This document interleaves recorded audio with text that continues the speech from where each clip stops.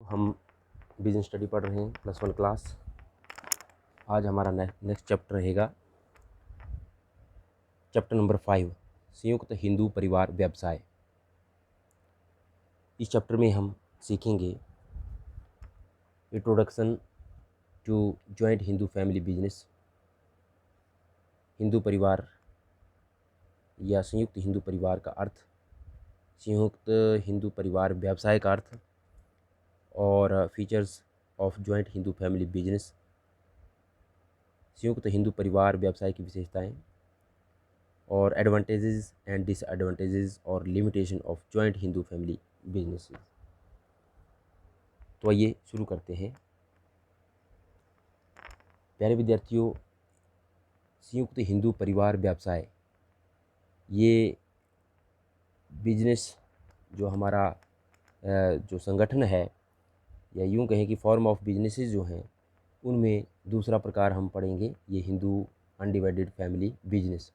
इससे पहले हमने एकाकी व्यापार के बारे में पढ़ा था, संक्षेप में हमने उसको पढ़ा है, उसके विशेषताएं, लाभ, हानियाँ उसके बारे में जानी है।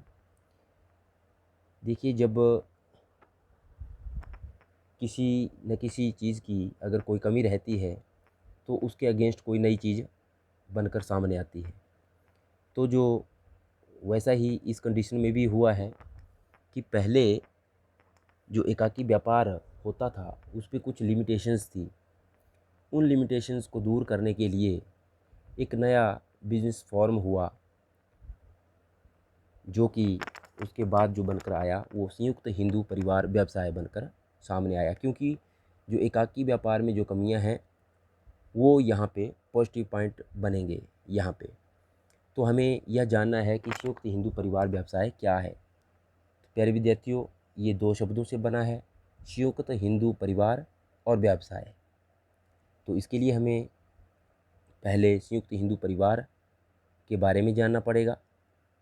और व्यवसाय तो आपको पता ही है कि ऐसी व्यावसायिक क्रियाएं जो लाभ कमाने के उद्देश्य से की जाती हैं वो व्यवसाय के अंतर्गत आती हैं। तो पहले हमें संयुक्त हिंदू परिवार को जानना पड़ेगा कि संयुक्त हिंदू परिवार होता क्या है। तो संयुक्त हिंदू परिवार को हम हिंदू लॉ के अनुसार संयुक्त हिंदू परिवार से आशय व्यक्तियों के ऐसे समूह से है जो एक ही पूर्वज के वंशज हैं। इसके अंतर्गत अविवाहित पुत्रियों एवं पत्नियों को भी सम्मिलित किया जाता है। संयुक्त हिंदू परिवार का संगठन निम्न 2 विशेषताओं पर आधारित होता है, एक सहभागिता और सामान्य संपत्ति। तो ये तो था संयुक्त हिंदू परिवार का अर्थ। इसमें 2 शब्द सामने आए हैं, सहभागिता और सामान्य संपत्ति। तो प्यारे विद्यार्थियों, जैसा कि संयुक्त हिंदू परिवार की बात हो रही है तो ये अपने भारत में ही ये बिजनेस फॉर्म उत्पन्न हुआ है, यहीं पे ही ये बना है और सदियों पुराना यह चलता आ रहा है। तो इसमें हमने 2 चीज़ें देखी, सहभागिता और सामान्य संपत्ति। अब देखो, सहभागिता क्या होती है कि सहभागिता से हमारा अभिप्राय जो परिवार की पैतृक संपत्ति में सामूहिक स्वामित्व से होता है। मीन्स क्या है कि जो अगर परिवार का कोई व्यवसाय है तो उसमें उन सभी का उतना ही अधिकार है जितना कि एक बड़े से बड़े व्यक्ति और छोटे से छोटे बच्चे का, उनका सबका बराबर का अधिकार है। इसको हम सहभागिता कानून द्वारा उत्पन्न ये चीज़ जो है सहभागिता कानून द्वारा उत्पन्न होती है, ना कि अनुबंध द्वारा। इसमें कोई अनुबंध नहीं होता कि उनकी सहभागिता कितनी रहेगी, पार्टिसिपेशन कितना रहेगा उनका, लेकिन यह सहभागिता कानून द्वारा ही हमें पता लगता है इसका। इसके अंतर्गत एक व्यक्ति को परिवार में जन्म लेते ही पारिवारिक संपत्ति के अधिकार मिल जाते हैं। इसे ही हम क्या कहते हैं, सहभागी कहते हैं, क्योंकि वो सहभागी हैं उस परिवार के। जो जो व्यवसाय वहाँ पे उनके पूर्वजों ने स्थापित किया था उसमें हर वो पर्सन सहभागी है जो उस परिवार का सदस्य है, और यह सदस्य परिवार की संपत्ति के विभाजन की मांग भी कर सकता है, अपने हिस्से की मांग कर सकता है, तो उसको उसका अधिकार मिलता है या मिलेगा। दूसरा पॉइंट आता है सामान्य संपत्ति। हिंदू लॉ के अनुसार हिंदू संयुक्त परिवार को हिंदू अविभाजित परिवार के रूप में उसी समय मान्यता मिलती है जब परिवार के पास ऐसी संपत्ति हो जिसका प्रयोग परिवार के सभी सदस्यों के कल्याण के लिए होता हो। सामान्य संपत्तियों में निम्न संपत्तियों को सम्मिलित किया जाता है। अब ऐसा है कि जो उस परिवार के पूर्वजों ने जिस व्यवसाय को स्थापित किया था, तो उसमें जो व्यवसाय अगर सभी सदस्यों के कल्याण के लिए कार्य करता है तो उसमें कुछ कॉमन संपत्तियां आती हैं, जैसे कि पेरेंटल प्रॉपर्टीज़ हो गई, प्रॉपर्टी हो गई, पैतृक संपत्ति आ गया, या पैतृक संपत्ति की सहायता से निर्मित संपत्ति हमने कोई और अर्जित कर ली है, या व्यक्तिगत संपत्ति जिसे परिवार की संपत्ति मान लिया गया हो। तो ये सारी की सारी कॉमन प्रॉपर्टी आती हैं। और कॉमन प्रॉपर्टी पे किनका अधिकार होगा? उन सभी सदस्यों का अधिकार होगा जो उस परिवार का सदस्य है। तो ये तो था हमारा संयुक्त हिंदू परिवार। अब व्यवसाय की बात करें तो संयुक्त हिंदू परिवार व्यवसाय एक ऐसा व्यावसायिक संगठन है जिसे हिंदू परिवार के सभी सदस्य मिलकर व्यापार करते हैं तथा इस व्यवसाय में परिवार के मुखिया का प्रबंध, नियंत्रण एवं पर्यवेक्षक के मुख्य योगदान होता है। मुखिया की जिम्मेदारी प्राथमिक होती है, इसलिए परिवार के मुखिया को कर्ता कहा जाता है तथा परिवार के अन्य सदस्यों को सहभागी के नाम से जाना जाता है। इस प्रकार के व्यवसाय केवल भारत में ही पाए जाते हैं। तो अभी इसको हम थोड़ा सिंपल टर्म्स में समझें कि जो संयुक्त हिंदू परिवार व्यवसाय होता है वो एक हमारा क्या है, फॉर्म ऑफ बिजनेस है, एक ऐसा प्रकार है व्यावसायिक संगठन का जिसमें हिंदू परिवार के सभी सदस्य मिलकर बिजनेस करते हैं। ठीक है, सभी सदस्यों का उसमें पार्टिसिपेशन रहता है व्यवसाय में, और उसमें एक कर्ता होता है जो उस परिवार का मुखिया होता है। आमतौर पर वही उस व्यवसाय का कर्ता कहलाता है।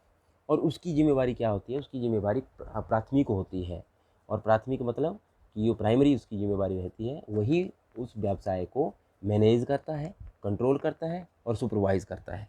सारे का सारा decision, all the decisions taken by कर्ता। ठीक है, जो उस परिवार का मुखिया होता है वही ये सारे डिसीजन लेता है। और इसमें क्या है कि वो जो उस परिवार के सदस्य हैं उनकी सहभागिता भी उसमें रहती है, तो इसीलिए उनको हम सहभागी के नाम से भी जाना जाता है। तो ये हिंदू विधान के अनुसार संयुक्त हिंदू परिवार व्यवसाय में निम्नलिखित दो व्यवस्थाएं हैं, एक है मिताक्षरा और एक है दायभाग। अब ये मिताक्षरा क्या है और दायभाग क्या है, इसके बारे में हम थोड़ा जान लेते हैं। ये जो मिताक्षरा है एक संप्रदाय है इस टाइप का, मतलब हिंदू परिवार में ही है, एक टर्म है। यह संप्रदाय असम, बंगाल, पश्चिम बंग जिसको आजकल बांग्लादेश के नाम से जाना जाता है, या उसमें आप समझ लें इसको, या अपना वेस्ट बंगाल में भी यही ट्रेंड चला होता है वहाँ पे, उड़ीसा के कुछ भागों को छोड़कर समस्त भारत में प्रचलित है। इस संप्रदाय के अंतर्गत पुत्र का जन्म होते ही अपने पिता के साथ पूर्वजों से प्राप्त संपत्ति में समान अधिकार प्राप्त हो जाता है और वह वयस्क होने पर पारिवारिक संपत्ति के विभाजन की मांग कर सकता है।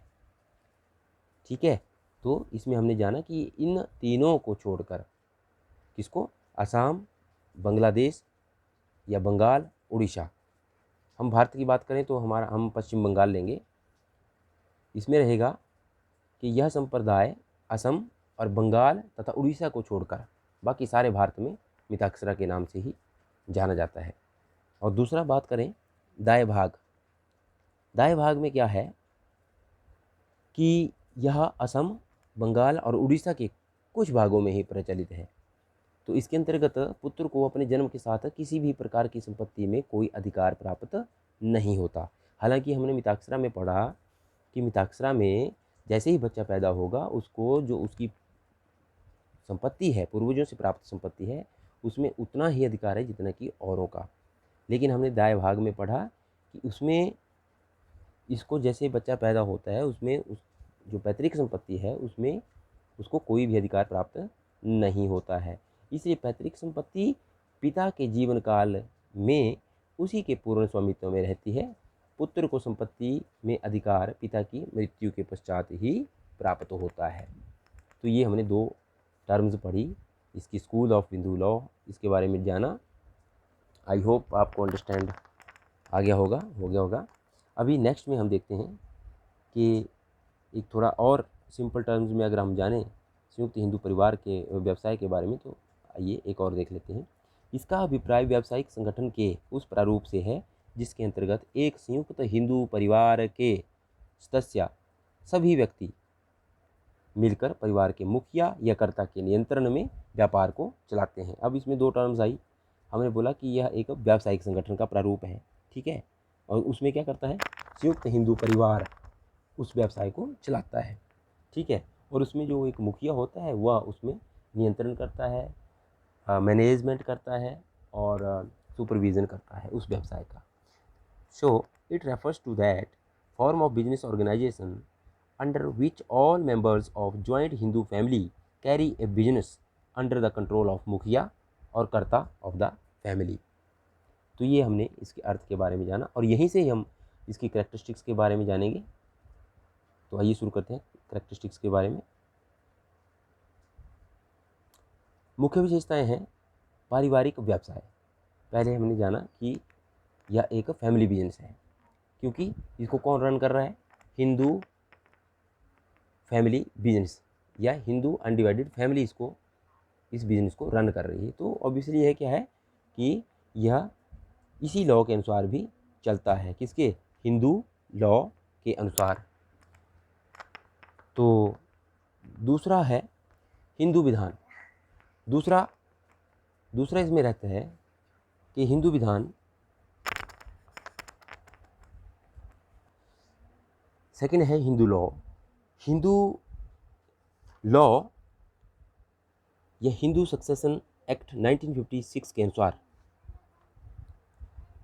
इसमें क्या रहता है कि इसका जो पूरा व्यवसाय है वो सभी सदस्यों के अधिकार व दायित्व हिंदू परिवार या हिंदू विधान के अनुसार तय किए जाते हैं, परंतु इस व्यवसाय के पंजीकरण करवाने की आवश्यकता नहीं होती। हालांकि जो सारा का सारा अधिकार और दायित्व हैं वो सारे के सारे हिंदू लॉ के अनुसार ही रहेंगे।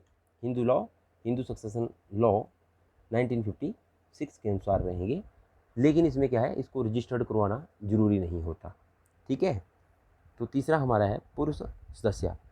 इसमें क्या होता है कि 1956 हिंदू उत्तराधिकार कानून के अनुसार अब स्त्रियां भी इसकी सदस्य बन सकती हैं, लेकिन वो एक कंडीशन है उसमें कि अगर उन स्त्रियों के पति की अगर मृत्यु हो जाए तभी वो सदस्य बन सकती है। नेक्स्ट है सीमित दायित्व। इसमें सभी सदस्यों का दायित्व सीमित होता है, परंतु जो परिवार का मुखिया है उसका दायित्व असीमित होता है। असीमित इन द सेंस कि अगर कोई देनदारी रहती है, कल को अगर बिजनेस वो बंद करता है तो उसको उसकी पूरी की पूरी जिम्मेवारी उसी की होगी, ठीक है, उसको वापस करने की। हाँ, हालांकि जो लिमिटेड दायित्व है वो उन सहभागियों का भी रहेगा जो उसके सदस्य हैं। नेक्स्ट है पारिवारिक मुखिया द्वारा प्रबंधित